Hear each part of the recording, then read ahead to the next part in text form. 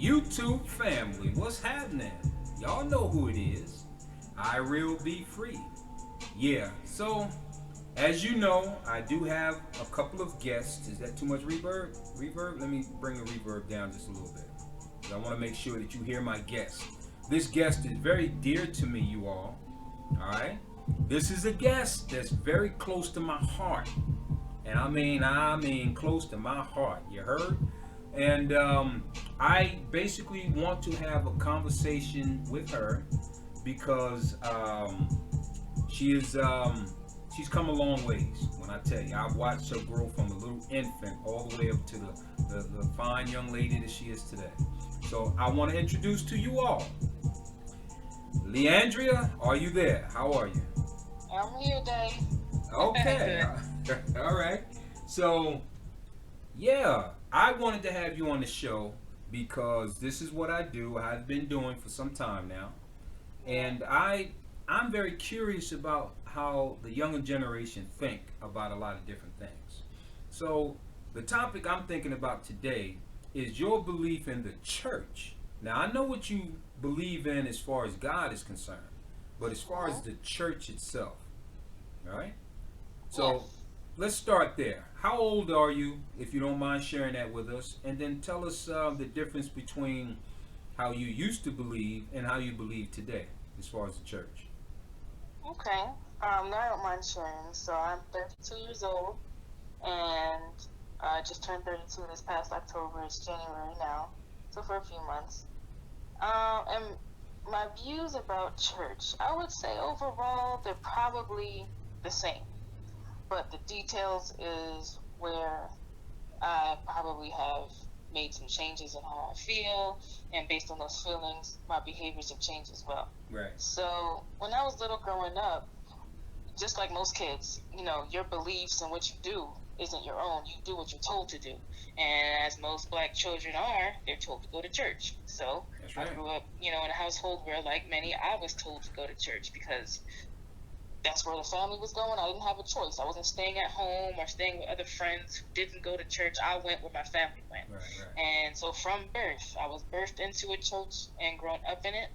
In my entire lifetime, I would have had three church homes in total. Mm-hmm. And the last one is, I would say, the current one. I am a member, so I'm technically on the books as a Okay. member, Okay. but I actually haven't been to church in roughly 3 years. Yeah. Well, we Most of understand. that, We yeah, understand the recent reasons for a lot of people actually because of the COVID yeah. situation. Yeah. But for me, my reason, actually, I forget that it's COVID because I actually wasn't really going to church for a year before COVID, Mm-hmm. if not maybe 2 years before COVID. Okay. So coming into the pandemic, I had already not been going to church at all, not Mm. even consistently, but really at all, Mm. for a good year, maybe a solid year. Right. And then the pandemic happened, so now it's flowing into three. So starting off with when I was little, it was by force, not the kind of force that it sounds like. Like, it's not like I didn't want to go. I Right. very much enjoyed going to church. Mm. The church that I was born into was affiliated with my preschool. So my preschool teacher was the pastor, the bishop's daughter. She was a minister in the church. So Right. all that was together. All my little friends I had in preschool, I went to church or Bible study, and I saw them again. Well, not all of them, most Mm-hmm. of them, because not everybody was a church member. So that So I just want to interject at at different yeah. little times, but that church, if you don't mind, was in Jersey, right?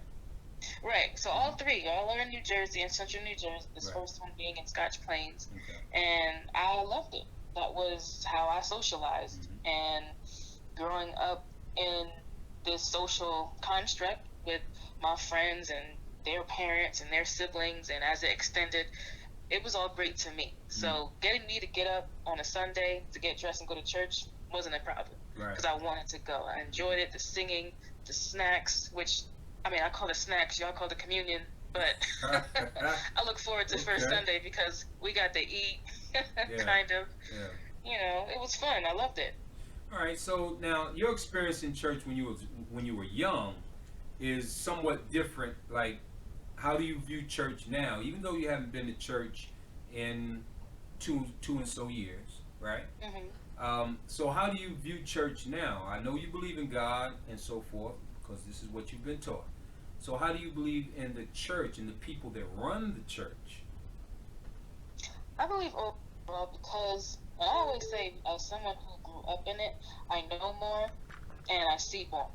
Right. So people I know who probably live what I guess Christians would consider a life of sin, whatever, Mm-hmm. and then they come into learning about it, accepting it for themselves as an adult, at whatever age, and then they start doing it consistently. Mm-hmm. I think there's a major difference from that group of people and my group. My group being you grew up in it from a very young age, or like me, I literally was birthed into the church, Yeah. and so from what I see and from what I know, it's completely different. And because of that, as an adult, what matters to me most, or also what doesn't matter to me, has changed over the years. What's most important and what I need out of that experience or out of that relationship, if you will, has changed over the years as well. Mm. So it's, I think, kind of like with how life is these days with a lot of things, it's all about what people can see, like the social media lifestyle, and everybody's putting their life out there for everybody to see. It's really the same mirrored concept when it comes to the church. At least that's the way I see it. That over the years, things stepped away from what was necessary for growth, living, healing, and all of that. Now it's the flash, what people can see, Okay. what's on the outside, and not so much focusing on what's really important, the root, the meat and potatoes, and all of the frills that you can offer, and all of the amenities that come along with it. But I feel like as time moves on, we're stepping away from what really matters. So at what age do you think you started to feel this way, though? Early 20s. I can't pinpoint an age, but definitely post undergraduate. So all through my first 4 years of college, I, for the most part, had the same idea, but that was the beginning stages of me opening up my eyes to what do I want, what is important, and what's really before me. Like, what have I been living, or where have I been all this time? What's around me?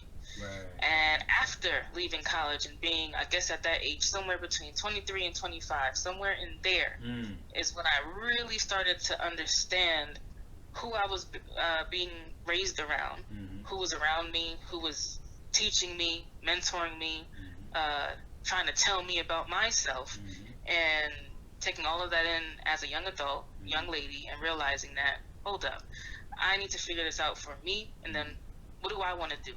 How do I want to do it? And then I started to make decisions based off those realizations. So, as far as the people in the particular churches that you've dealt with, now we all know that it's to come.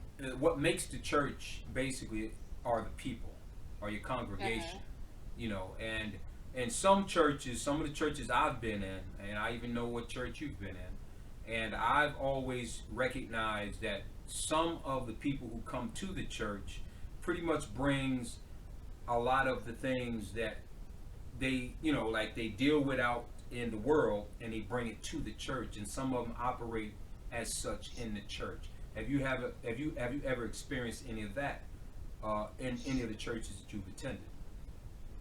Absolutely, all three, and that's with any human. Yeah, any church. Yes. That the experiences that you went through is going to shape who you are and how you act today. And every pastor or bishop, whatever titles, apostle, priest, anybody that I've ever followed, every single one has told a piece or a half or some of their personal life story over the pulpit to the congregation. And within those moments, you can see and hear how what they experienced as a young man or woman, as a young preacher or minister, are coming up into the fold, and who they are now, how it's affecting their style of leading, their style of being a shepherd over their sheep. You can see it, and it's not all great, and it's definitely not all bad. But it all doesn't just come from the good book, and that's impossible. You can't just say that they're all just getting all of this, just from their time spent with God and studying. It also comes from their life, whether it be their parents who were either in the church or not. It can come from their home life and what they went through in the church or not. You can see it right over the pulpit if you pay attention. Yeah, absolutely, 100. So now, if let's say you have now decided, I mean, I know that you'll go to church. That's when you feel like that you want to go or need to go. Okay? Right. So now, as far as how you conduct your life out here, did going to church help you conduct and make better decisions out here in the world when you finally got out there? Absolutely. And Mm-hmm. that is one thing that I always, you know, maintain within myself or even speak about to acknowledge that I know I would be in a different place of my life, Mm. even if it was slightly.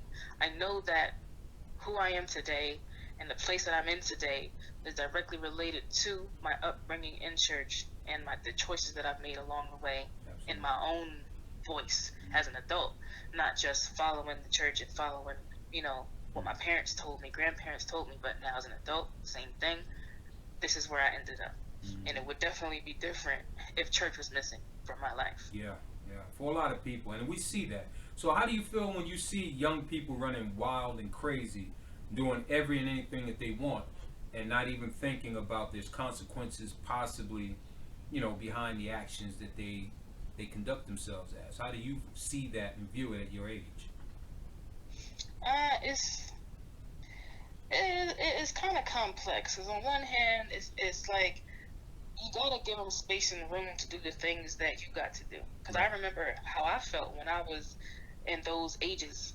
Mm. And I never wanted to have anybody older than me, especially feeling like they're gonna tell me what I should and shouldn't do. Mm. You can advise me, you can give me some wisdom for me to think about, but all I kept thinking was, well, didn't you have an opportunity to do it the way you wanted to? Mm. Live your Okay. life, whether you did it well, made those mistakes along the way. So how come I can't live my journey? Mm. Why do I have to be told what my journey's supposed to look like? Right. You're taking my experience away from me when you do that. So because I don't want to be that same person that I didn't like, it's kind of a weird place to be. Watching the young people, and I'm still young myself, Mm. but Right. but the younger ones than me do some very foolish, unwise, selfish, self-centered type of Mm. behaviors, but you got to give them room to. They got to make their mistakes too. Yeah. If they listen, they listen, and if they don't, they'll learn the hard way. True, true. And sometimes the hard way today can be a life loss. And Yeah. that is the scary part about allowing the younger generation to just experience things without being told first. Mhm. So, it's almost the same. I know you don't have children yet, but you will. Well, not soon, but you will be having. You will be having children someday. And Right. the very things that your parents taught you, you will find yourself kind of putting into your children, especially if you know it's for the benefit of their safety along the way. But to watch them knowing they're going to make a mistake, that's the part. That's the Yeah. scariest part. Knowing that if they continue that route and make an error, it could be very bad that they can't recover from. That's the part that's Right. extremely scary as a parent. So now, being that we spoke on parenthood, yeah. So are you planning on having two, three, one? How many children do you want? Well, it's funny because I always saw myself of having. I call it like a tribe. I always wanted like a little tribe. Growing Okay. up at first, because I have my older sister and I have my little brother, Yeah. and my little brother, I'm almost 10 years older than him. Right. And so by the time, he's of a particular age Mm-hmm. group, I'm beyond that. So I always thought, first of all, growing up with my sister not too far above me, it was boring. Just the two of us. Mm-hmm. I at least wanted another buddy around. So if this buddy is tired, sleep, or busy, I have another buddy I could bother and play with. Okay. So because of that, I always thought I gotta have at least minimum three. Mm. But the older I get, it's kind of like, nah, let's just see what happens. Because Yep. between Yep. life, timing, biological clock, Mm. that's, can't get away Important. from that. Yep. I don't know, so I'm just open to whatever God has for me. I'm not stressing about it. I Mm-hmm. just know I don't want to just have one child. And Okay. I just pray that God will bless me and my family with more. Wow. Would it be amazing if you just had a set of twins? I've always wanted twins. That is something Woo, I've Lord. always said that I would love to have at least one set of twins. That would be Yeah. cool. Yeah, and I hope they boys. Anyway. Well, you know what? If it's gonna be first, me too. Yeah, Lord knows right. I want a boy first. Yeah, yeah, they cool. They cool to have around, you know.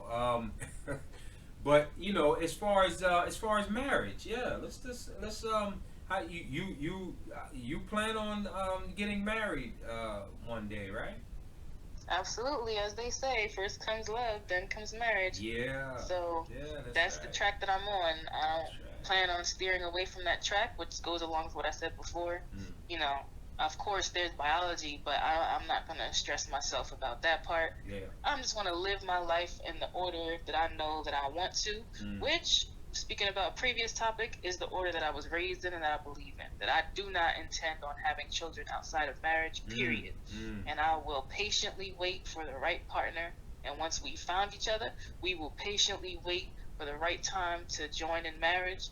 And mm. then after that, we will patiently wait until we're ready to become parents. I refuse to rush at any stage of this process because Good for I've you. seen it happen in my own, Yes. I would say, household, if you will, and around me. Yeah. And I'm good on that, Oh as the no, you kids can say. say it. You know, you seen it happen with your dad. You know what I mean? Because Yeah. your dad made some bad decisions along the way. You know, so no, we honest here. You know, I think most of the people who follow me, they understand the dynamics of me. So yeah, Yes. um, you know, so based on that, knowing that you come from somewhat of a united but broken family, because it started off as we were pretty united, and then down the road, I think when you were roughly what 6 or 7. 3 years old. That's, But all right, around 3 years old, okay, and yeah. you know that experience, did it change how you feel about, you know, did it sound like it made you kind of follow what it is that you needed to do for you, seeing that these situations in your personal life, in your family unit, had Mhm. failed. It made you a little more stronger when it came to dating, didn't it? Absolutely made me stronger. And because I was determined not to make the same mistakes that you and mommy did. Mm, And by mistakes, I really should say mistake because it's mm, going to be hard to mimic or fall into everything because every individual has yeah, different experiences. But I believe sure. from watching and listening to you two's story over the years and years that y'all told me and Oh Denasia yeah. and Jordan about whatever's going on, Yeah, is that uh, maturity is very important. it And is. self growth is extremely important. So that's always been my goal along my entire dating experience, Mm, whether or not it has contributed or taken away from the timeline, only God knows. Like mm, I already announced in the beginning, I'm 32 years old. mm, I am still not married and I do not have children. I mm, don't know if that has anything to do with what I'm trying to say, but mm. maybe it does, it doesn't. All I know is I want to make sure that I'm the best person I could be. Yeah, So I don't attribute to the negative. I want to contribute to the positive. right. And I believe if you and mommy were more knowing of self and aware of other things, Hmm. healed in other areas, y'all would have had a better chance of working out. And I Yeah, always say better because I don't know if y'all would have. All I know is you yeah. didn't. It So, didn't have. Yeah, unfortunate, and I knew yeah. that at that moment it pretty much hurt both of you because I saw some changes in your oldest sister, and I saw some Hmm. changes within you as well. And you know, as far as but it never took away from your belief in God, even though, you know, you saw the marriage kind of break up. You saw the beginning of how it broke up, and now you see how it ended up. You know, and it didn't change how you felt about God, though. Never did. Mm, And I see that as a blessing because yeah. I've seen many, many, many people, whether they be my age growing up with me Mm-hmm. or older than me or even younger, do the opposite. Yeah. They unfortunately attribute pains and issues and tragedies of life to God, how could you? And now they step Right. away from. Mm-hmm. And I'm grateful that I didn't allow that because I could have easily, and I almost slipped into that Mm. definitely one, maybe two times in my life, Right. but I had to take accountability for me and Mm-hmm. responsibility and also just know that, the way that God is and who He Mm-hmm. is important to remember as a whole. You can't just take it in pieces. And a big part of that is God gave us free will. Yeah. And if without that, it's called witchcraft. So if people Mm. live life thinking that God's just out here, moving his fingers and controlling people like puppets, Mm-hmm. that is not how he works. So yeah, tragedies of life will continue to happen and it's never going to end. Yep. And that isn't okay for a lot of people. I'm not saying it's okay, but gotta learn how to accept it. It's a part of being a human on this earth. Yeah, just putting things in a proper perspective and understanding, your being grounded. I think just understanding about God and being that's basically what keeps people grounded. So out of what the world has to throw at you, you know, has it been difficult at any moment, like when you were in college and the world and people were being conniving and slick? Did it ever make you feel as if, I want to give up? Did you ever feel like giving up at all? There was one time in my life I felt like giving up, Mm. and that was an important period because I learned a lot about myself and resilience and hope. Right. And everything that you hear about in church, on TV, in these books, everybody who's on the strength of trying to help people get stronger and be better people, Mm. all of that stuff just felt like crap, sounded like crap, and it was annoying to hear. However, using what I knew was within me and the things and the principles that I learned along the way up until that point, really using them in practice, yeah, that definitely made me stronger.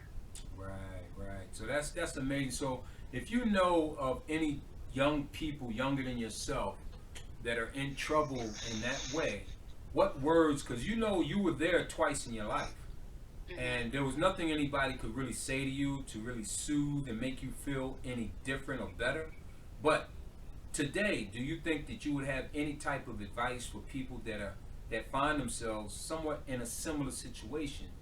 And being that you've been there before, what is it you think you could say that might, talk them off the ledge? First thing is honesty. Mm. And I'm talking about with self, Yeah. with nobody else. Because in these moments, it's gonna be hard to find anybody that's going to be of any help. And especially because in these moments, it's also very hard for those who want to help to actually be helpful.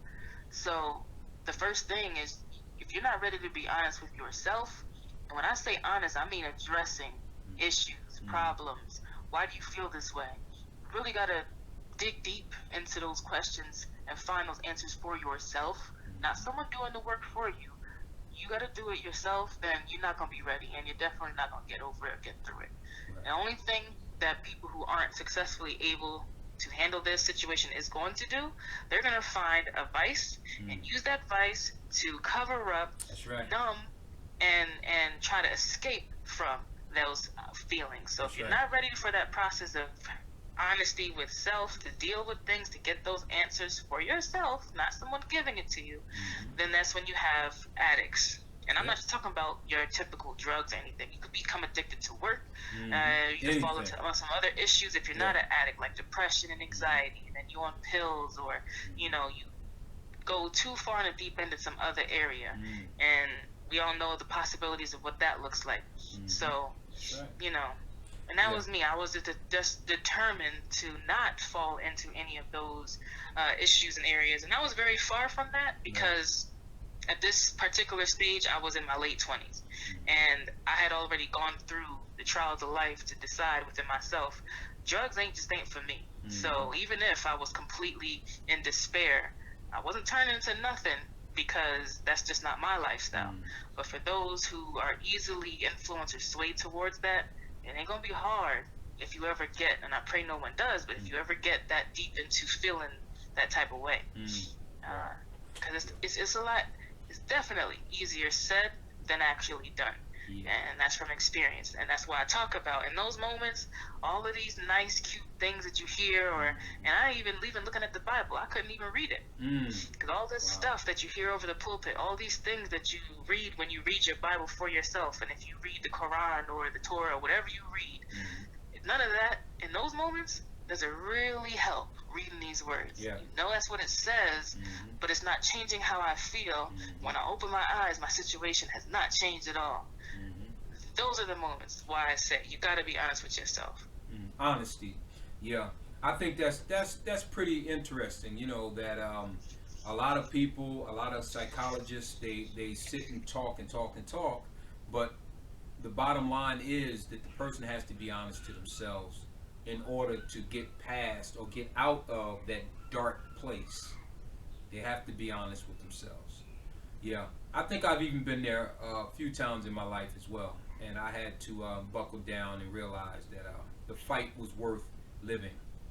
You know, and it was all about the fight. And I think we all fight, you know, to be to get anything or any place in this world. So, did you ever have any resentment against fighting, having to fight for everything when you went to college, even before college? Before college, having to fight for your own position as far as being who you are, your own individual, and then after that, high school, college, and then real world. Did you resent having to always have to fight? I would say yes, but Mm. I didn't start to resent the fight until I would say towards my late 20s, around the Okay. same period. And this is, by this time, I am even like far removed from uh, because I have 2 degrees, so I got my Mm. master's. I had already had it for a few years before I start to feel that kind of resentment. Yeah. And Mm. that's because I guess I was used to the fight for so long, Mm. but the fight was producing, in a sense, what I imagined, or at least some of what I was fighting for. Then I got to a place of my life for God knows a myriad of reasons Mm. that I'm fighting, but I ain't seeing what I'm fighting for. Mm. Interesting. Yeah. That's when the resentment came in. Hmm. You feel like And mostly anybody? for me, Yeah. Go ahead. huh? Go ahead. I was going to say mostly for me that a piece of it is I really felt like and still feel like I'm doing things the right way. Mm-hmm. I'm a good person. I'm Mm-hmm. not lying. I never stole. Mm-hmm. I don't even try to do that, lie on the resume stuff. Mm-hmm. Whatever I did, that's where it's it. That's what it says. If I didn't do it or I don't have the skill, I don't put it on there and I don't try to make it seem like I know how to do something that I don't. Right. So all of these reasons is why mostly the resentment came in, Mm-hmm. because we all know the group of people out there who either they know the right person, they didn't really try to work that hard, or they lied, they stole, and look at Uh-oh. what they got. You just described a little bit about your dad because I've lied on applications, but I had to produce though after that. You know what I'm saying? Yeah, So I just felt like, hey, even though I never did that before, or I never yeah. graduated that particular college or school or whatever, yeah, I can do the job. So. But that's just the man, or how it is, the boys growing into men. It seemed like that's exactly what I did, is why I got into trucking business and all that. But so as far as you now and your future, we're gonna wrap this. This is gonna be the last question. As far as your future I know you're talking about marriage and one day having kids, and of course that comes with a home.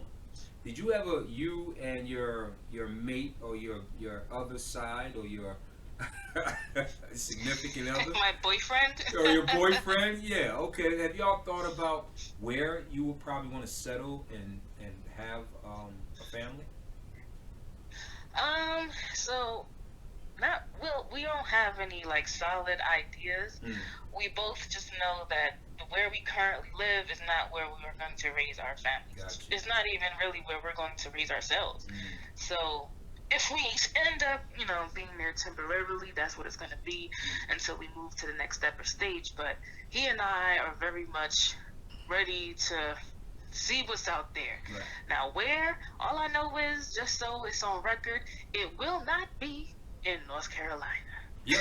It's Just want to put it out yeah, there. but But yeah, it's been on the record for I don't know how long, So I was hoping maybe a change would happen, but that's unfortunate, but fortunate all the same because at least I know that you are on the right track. So I yes. personally, as your father, I want to give you a personal applause, okay, for being a level-headed young individual And this is the reason why I have these conversations with people.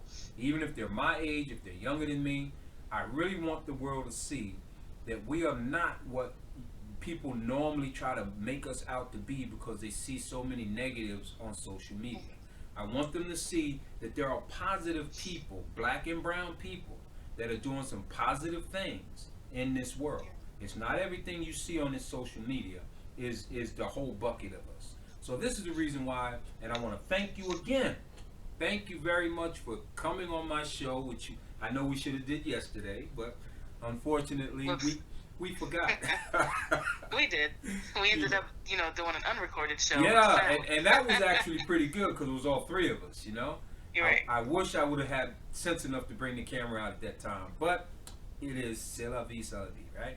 So, to my YouTube family, there it is. Our time is up. And there it is once again, and I hope you continue to follow. I need you to like, subscribe, and share. Please do that for me, all right? And we'll go ahead and continue on. Yes, LeeAndrea. No, I was agreeing. I was saying, yeah, y'all do that. Like, subscribe, share. Yeah. There you go. You heard it. Y'all heard it from my baby girl. So, on that note, y'all, as I will in parting say, right? Treat people like you want to be treated, and it will come back round because it has for me. God bless each and every one of you. Peace.